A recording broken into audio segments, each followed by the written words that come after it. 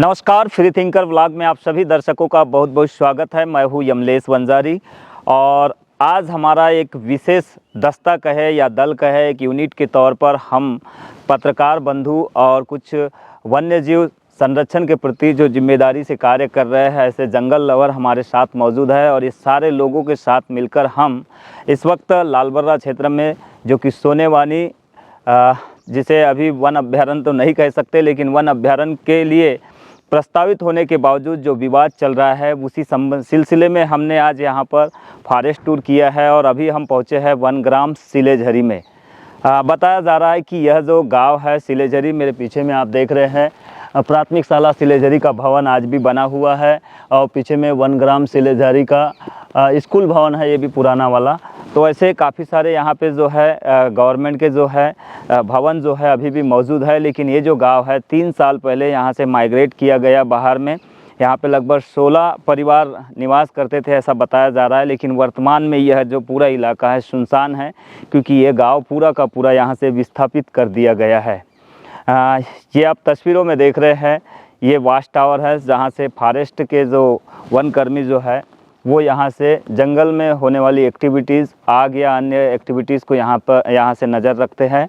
और आपको मैं बताना चाहूँगा कि हमारे साथ जंगल लवर के तौर पर सिकंदर मिश्रा जी है, पत्रकार अशफाक खान जी है और राजा चौरसिया जी है। आशीष वर्मा जी हमारे साथ मौजूद है, जाने माने पत्रकार है बालाघाट के, आप सभी परिचित हैं इनसे, काफ़ी लंबे समय से पत्रकारिता का अनुभव है। तो आशीष वर्मा जी के कहने पर ही आज मैं उनके साथ में विशेषतः, आशीष जी बताएंगे कैसा महसूस कर रहे हैं यहाँ पहुँचकर? बहुत शानदार ऐसा लग रहा है कि बालाघाट ज़िले का ये एक ऐसा रमणीय क्षेत्र है जहाँ पर निश्चित रूप से वन अभ्यारण्य जो बनाए जाने की प्रक्रिया शुरू की गई है उसको पूरा होना चाहिए। इस क्षेत्र को, बालाघाट ज़िले के लोगों को और बाहर के और देश विदेश के लोगों को भी इस क्षेत्र को जानना चाहिए। निश्चित रूप से इससे इस क्षेत्र की तरक्की होगी, यहाँ के जंगलों का उत्थान होगा और निश्चित रूप से पर्यटन व्यवसाय भी बढ़ेगा और हर दृष्टिकोण से ये हमारे बालाघाट ज़िले के लिए बेहतर साबित होगा।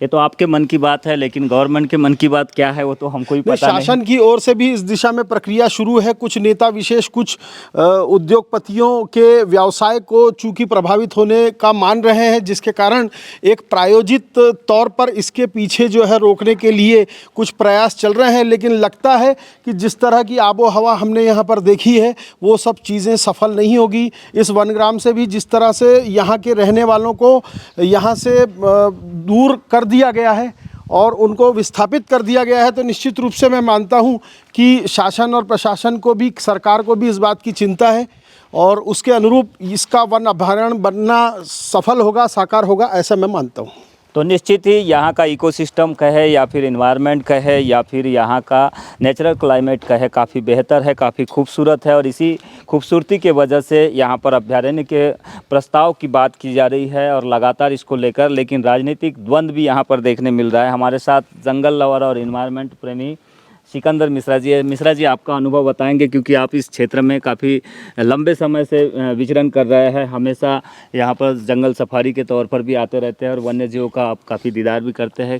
क्या लगता है आपको, ये जो प्रोसेस में है लेकिन विवाद, पॉलिटिकल विवाद जो देखने मिल रहा है, क्या ये सफल हो पाएगा? देखिए, हम लोग वन्य जीव प्रेमी और पर्यावरण प्रेमी हैं, हमारा पॉलिटिशियन से कोई लेना देना नहीं है इस संबंध में। लेकिन हाँ, ये है कि जब इस अभ्यारण्य को बनाने की शुरुआत हुई थी तो उस दौरान सारे पॉलिटिशियन ने अपनी सहमति दी थी और सभी ने अपना ये सहमति जताई थी कि इस क्षेत्र को अभ्यारण्य के रूप में डेवलप किया जाएगा। और उसी संदर्भ में फिर वन विभाग द्वारा ये प्रस्ताव भोपाल भेजा भी गया है, मुख्यमंत्री महोदय की टेबल पर वो प्रस्ताव है।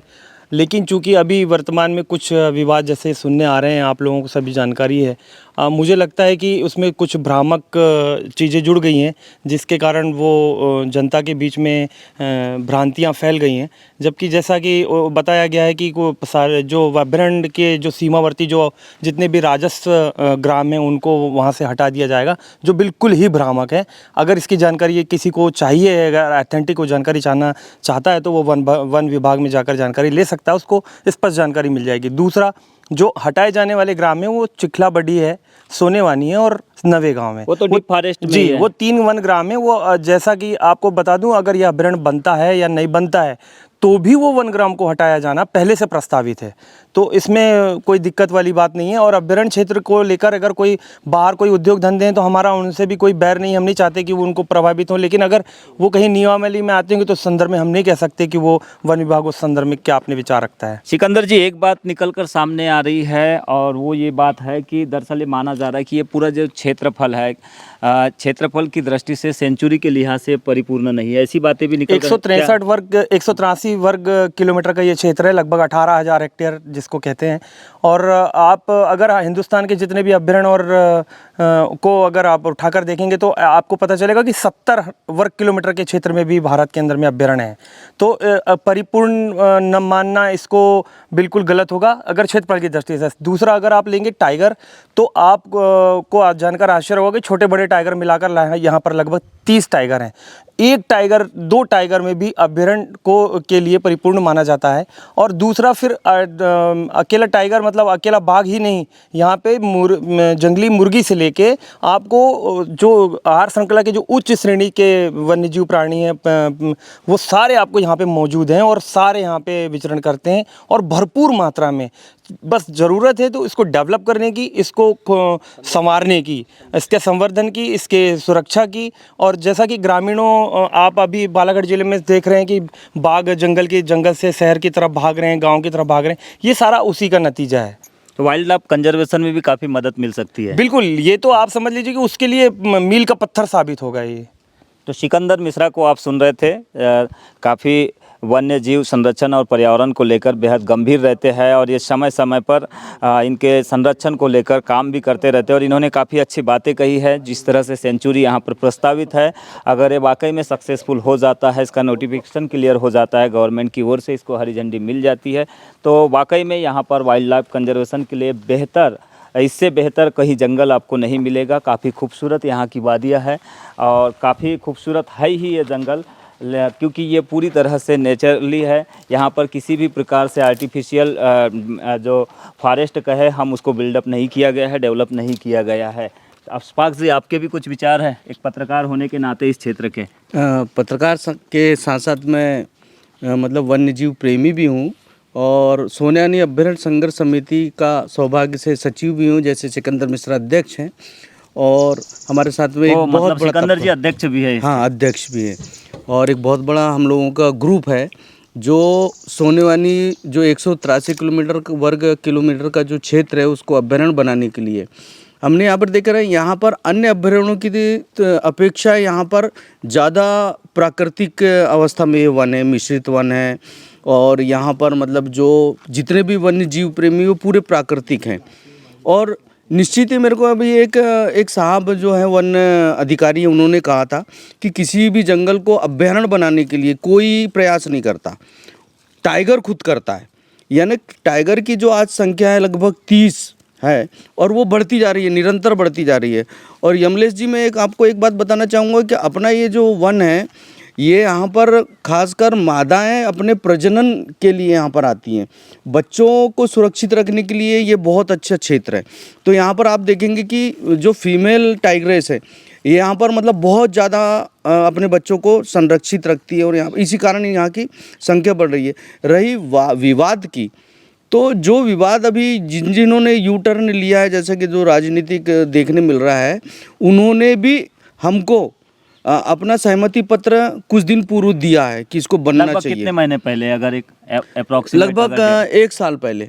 1 साल पहले। 1 साल में यू टर्न लेने की क्या फिर बात? अब वो अगर लोगों की माने और जो खबरें चल रही हैं उससे पता चल रहा है कि जो खदान मालिक है वो डर गए हैं कि कहीं हमारी खदानों को बंद ना किया जाए। जबकि उनका शासन की ओर से ही लेटर आया था कि उनका जो कक्ष क्रमांक है वो लगभग 20 किलोमीटर के दायरे में तीनों चारों खदानें आ रही हैं, उसको अलग रखा जा रहा है, उसको अभ्यारण्य में शामिल नहीं किया जा रहा है। तो उनको डरने की ज़रूरत ही नहीं है कि उनकी खदानें हटेगी।